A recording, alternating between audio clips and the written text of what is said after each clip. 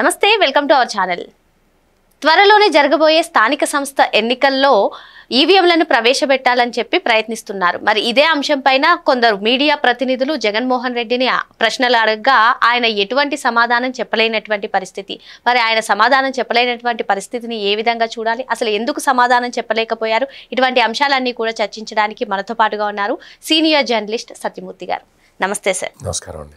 ఆంధ్రప్రదేశ్ మాజీ ముఖ్యమంత్రి వైఎస్ అధినేత జగన్మోహన్ రెడ్డిని కొందరు మీడియా మిత్రులు కొన్ని ప్రశ్నలు అడిగారు సార్. ఈ నేపథ్యంలోనే త్వరలోనే స్థానిక సంస్థల ఎన్నికలు జరగబోతున్నాయి, అందులో ఈవీఎంలను ప్రవేశపెట్టాలని చెప్పి ప్రయత్నిస్తున్నారు. మరి ఈ అంశం పైన మీరు ఏం చెప్తారంటే, ఆయన ఎటువంటి సమాధానం చెప్పలేనటువంటి పరిస్థితి ఎందుకని, అంటే ఒక ముఖ్యమంత్రిగా పనిచేశారు, ఆ క్వశ్చన్కి ఆన్సర్ చెప్పలేకపోవడాన్ని ఏ విధంగా చూడాలంటారు, ఎందుకు చెప్పలేకపోయారంటారు? అతనికి క్లారిటీ లేదు. ఇప్పుడు ఈవీఎంలు పెడితే ఓడిపోయాడు అసెంబ్లీలో, లేదు బ్యాలెట్ పేపరు పెట్టడం అంటే బ్యాలెట్ పేపర్ ఇప్పటికీ 2 సందర్భాల్లో ఉపయోగించారు. ఎమ్మెల్సీ ఎన్నికల్లో బ్యాలెట్ పేపరే పెట్టారు, మరి అప్పుడు కూడా ఓడిపోయాడు. నిన్నగాక మొన్న పులివెందుల జెడ్పీటీసీ ఉప ఎన్నికల్లో బ్యాలెట్ పేపరే పెట్టారు, అక్కడ ఓడిపోయాడు. మరి ఈవీఎంల్లో ఓడిపోతున్నాడు. ఈవీఎంల్లో అంటే అసెంబ్లీ పార్లమెంట్ ఎన్నికల్లో ఓడిపోయినప్పుడు ఏం చెప్పాడు జగన్మోహన్ రెడ్డి, ఇది ఈవీఎంల ప్రభుత్వం అని చెప్పాడు. అంటే ఈవీఎంలని ట్యాంపర్ చేసి గెలిచారు అని చెప్పాడు.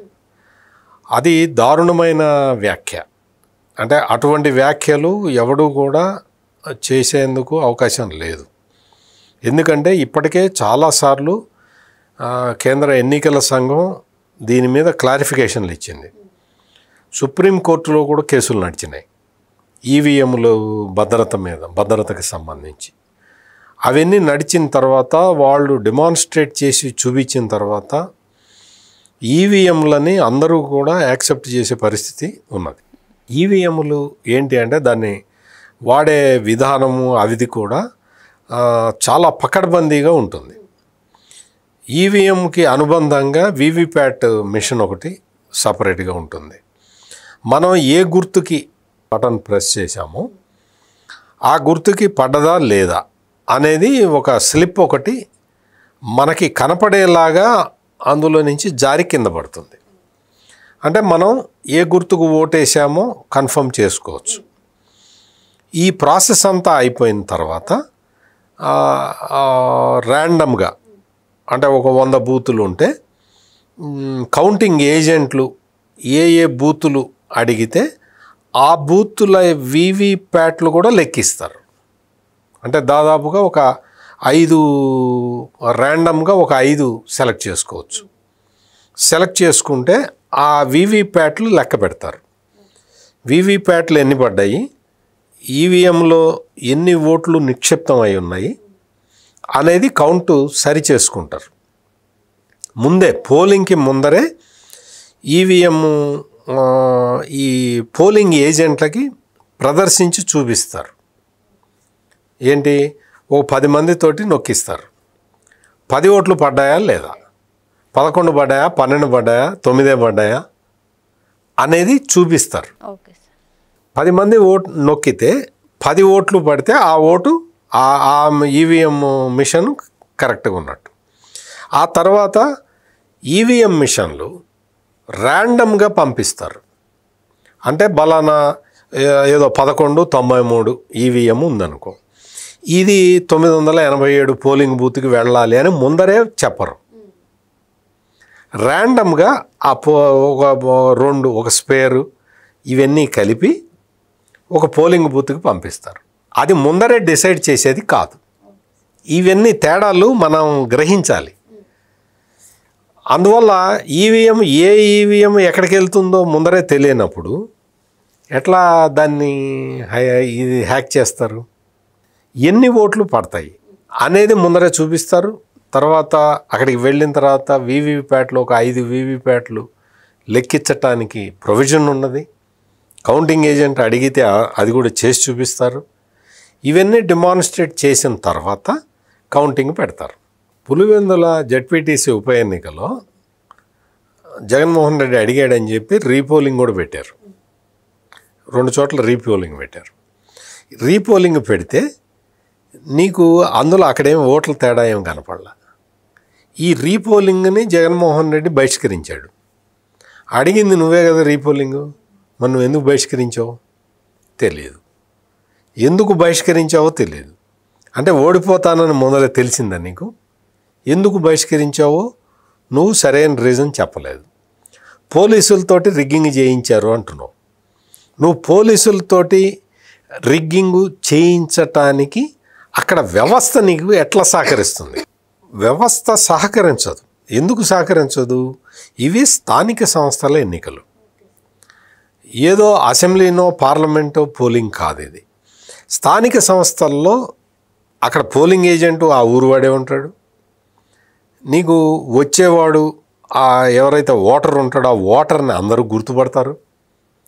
ఆ ఓటర్ని అందరూ గుర్తుపట్టే పరిస్థితుల్లో నీకు పోలీసులు వచ్చి వేస్తారు. మనం చూసాం, నీకు క్యూ లైన్లు కనిపించినాయి, అందరూ కూడా క్యూలో నిలబడ్డారు, ఓట్లు వేశారు. జగన్మోహన్ రెడ్డికి 600 ఓట్లు వచ్చినాయి. తెలుగుదేశం క్యాండిడేట్ బంపర్ మెజారిటీతో గెలిచింది. నీవు ఆ డిఫీట్ని నువ్వు యాక్సెప్ట్ చేయాలి. నీకు డిఫీట్ని యాక్సెప్ట్ చేసే అంత విశాల హృదయం నీకు లేదు. నీకు ఉన్నదల్లా ఏంటి అంటే ప్రభుత్వాన్ని ఎట్లా బదనాం చేయాలి. బదనాం చెయ్యి. నువ్వు ఒక వేరే పార్టీకి చెందిన వ్యక్తివి కాబట్టి నువ్వు బదనాం చేయటానికే ప్రయత్నం చేస్తావు. ఓకే, దానికి లాజిక్ ఉంది. ప్రభుత్వాన్ని బదనాం చేస్తే కదా మళ్ళీ నువ్వు గెలిచేది. కానీ బదనాం చేయటానికి కూడా ఒక పద్ధతి అంటూ ఉండాలి. ఈవీఎంలు పెడితే ఈవీఎంలు రిగ్గింగ్ చేశారంటావు, బ్యాలెట్ పేపర్ పెడితే పోలీసులతో రిగ్గింగ్ చేయించారంటావు. మరి నీకు ఎలక్షన్ ఎట్ట జరపాలి? నువ్వు అధికారంలో ఉన్నప్పుడు జరిపినట్టు జరపమంటావా? నువ్వు అధికారంలో ఉన్నప్పుడు ప్రత్యర్థి పార్టీల వాళ్ళు నామినేషన్ వెయ్యకుండా దౌర్జన్యం చేశావు, అట్లా చేయమంటావా? నువ్వు అధికారంలో ఉన్నప్పుడు ఏ పార్టీ వాడు కూడా నామినేషన్ వేయటానికి వచ్చినా వాడిని కొట్టావు, దారుణంగా కొట్టావు. మహిళలు నామినేషన్ పేపర్లు తీసుకొని వస్తే అవి చించేస్తున్నారని చెప్పి మహిళలు ఆ నామినేషన్ పేపర్లని జాకెట్లో పెట్టుకొని వస్తే ఎగబడి మీదబడి దారుణంగా వాటిని లాక్కొని చించేసావు. నువ్వు అసలు నామినేషన్లు వేయనివ్వలేదు, నువ్వు అన్నీ ఏకగ్రీవాలు చేసావు. ఆ రోజున ఏం చెప్పావు? నువ్వు ఏకగ్రీవాలు చేసినప్పుడు అంత నా ప్రభుత్వానికి ప్రజలందరూ మద్దతు పలుకుతున్నారు, అందుకనే ఏకగ్రీవాలు అవుతున్నాయి అన్నావు. అది కరెక్టా? ప్రజాస్వామ్య వ్యవస్థలో నామినేషన్ వెయ్యకుండా నువ్వు అడ్డుకొని వాటిని ఏకగ్రీవ ఎన్నికలు అది నా గొప్పతనం అని చెప్పుకున్నావు కదా. నువ్వు స్థానిక సంస్థల ని నిర్వహించే రాష్ట్ర ఎన్నికల అధికారిని నువ్వు అసలు తీసేసావు కదా ఉద్యోగంలో నుంచి, నీకు అధికారం లేకపోయినా కానీ. అదే రాజ్యాంగబద్ధమైన పోస్టు, అటువంటి పోస్టుని నువ్వు తీసేసావు. అంటే నువ్వు చేసినట్టు ఇప్పుడు చేయమంటావా?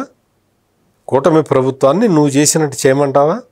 చెయ్యడు ఎవడు. బుద్ధున్నోడు ఎవడు కూడా జగన్మోహన్ రెడ్డి చేసినట్టు ఎవడూ చేయడు. జగన్మోహన్ రెడ్డి అధికారంలో ఉన్నప్పుడు ప్రవర్తించిన తీరులో ఎవరూ ప్రవర్తించరు.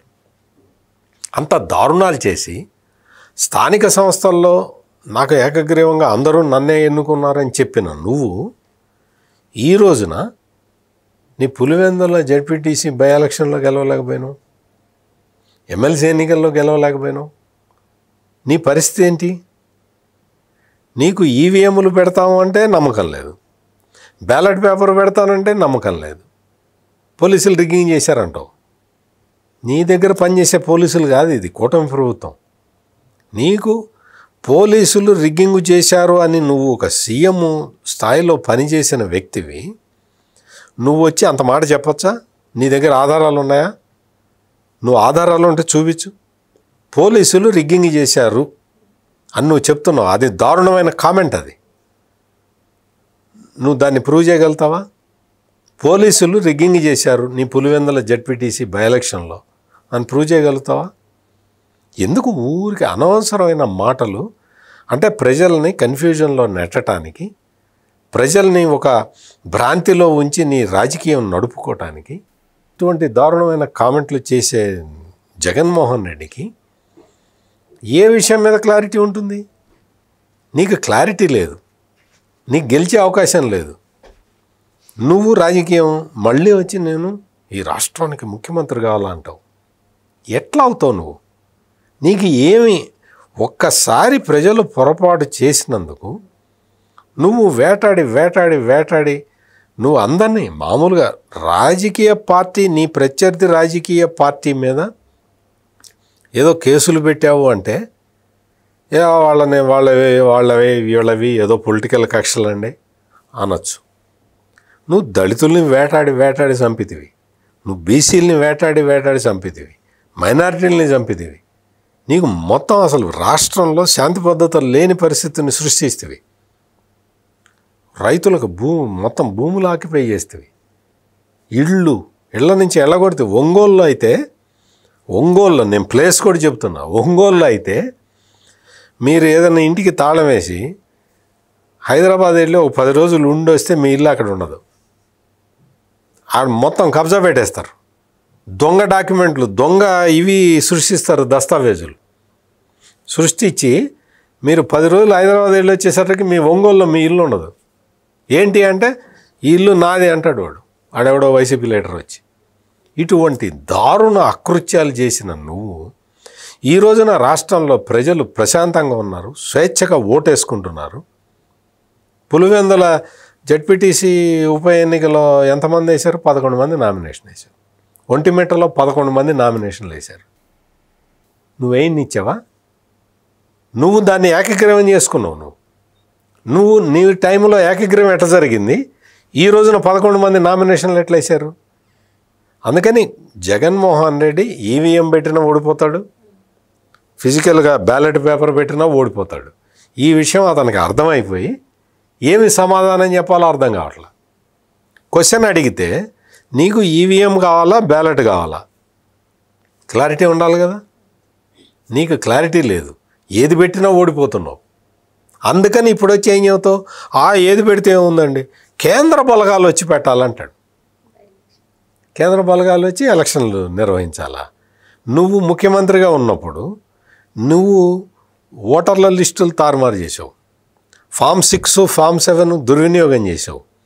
మొత్తం దారుణంగా ఒకే ఇంట్లో ఒక 700-800 ఓట్లు చేర్పించావా? అయినా గెలిచావా నువ్వు? పోలీసు యంత్రాంగం అంతా నీ చేతిలోనే ఉంది. వాలంటీర్ల వ్యవస్థని గుప్పెట్లో పెట్టుకున్నావు. ఇన్ని చేసావు కదా, ఇన్ని దారుణాలు చేసావు కదా, ప్రజలు నీ మీద తిరుగుబాటు చేశారా లేదా? నువ్వు ఏది సక్రమంగా చేసావు? ఇది ఒక్కటి నేను సక్రమంగా చేశాను అని చెప్పు. నీకు అటువంటి ఇది లేకుండా మొత్తం వ్యవస్థలన్నీ నా గుప్పిట్లో ఉన్నాయి కాబట్టి నేను 30 సంవత్సరాలు ముఖ్యమంత్రిని అన్నావు.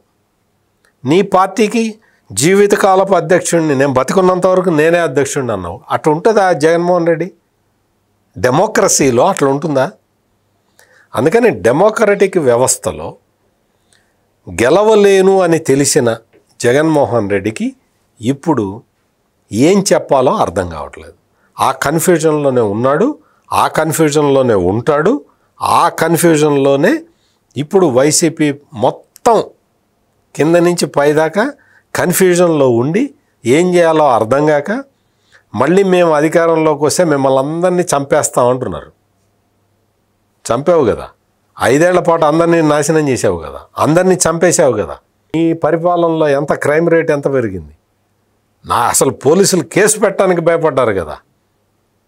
అందుకని జగన్మోహన్ రెడ్డి తను మళ్ళీ అధికారంలోకి రావాలని, వచ్చిన తర్వాత రప్ప అందరినీ నరికేస్తామని, అంటే ఈ నరుకుడు భాష తప్ప జగన్మోహన్ రెడ్డికి వేరే భాష తెలియదు, బూతులు నరకటం. అందుకని ప్రజలు ఇతని చర్యల్ని, ఇతని మాటల్ని ఎవడు అసలు హర్షించటం దాకా పక్కన పెట్టు, ఇతని మాటలు ఎవడు వింటలేదు. అందుకనే ఇతని ప్రెస్ కాన్ఫరెన్స్ పెడితే కూడా ఎవడు చూడటంలా. యూట్యూబ్ ఛానల్ వాళ్ళ అఫీషియల్ దాంట్లో 100 మందో 200 మందో చూస్తున్నారు. అందుకని జగన్మోహన్ రెడ్డి ఏం చెప్పినా అది వేస్టే. ఏమీ చెప్పటానికి కూడా, ఒక స్టాండ్ తీసుకోవటానికి కూడా అతనికి ఏమీ సమాచారం ఉండదు. అతను చేసినవన్నీ ఘోరాలు, ఇప్పుడు జరుగుతున్నవన్నీ ప్రజాస్వామ్యయుతంగా జరుగుతున్నాయి. దీన్ని భరించలేకపోతున్నాడు. మరో అంశంతో మళ్ళీ కలుద్దాం. Thank you sir. నమస్కారం అండి.